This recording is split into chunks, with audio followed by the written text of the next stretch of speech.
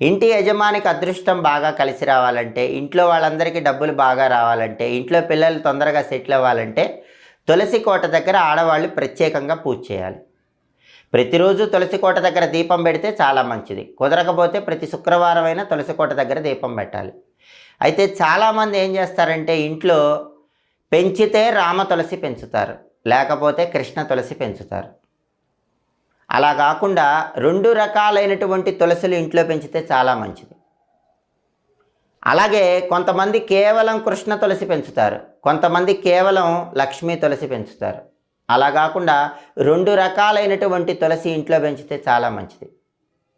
ఎప్పుడైనా సరే కృష్ణ తులసి చూస్తే కనుక కాండం నీలం రంగులో ఉంటుంది, లక్ష్మీ తులసి కాండం ఆకుపచ్చ రంగులో ఉంటుంది. కృష్ణ తులసి ఆకులు కొద్దిగా నల్లగా ఉంటాయి, లక్ష్మీ తులసి ఆకులు ఆకుపచ్చ రంగులో ఉంటాయి. లక్ష్మీ తులసిని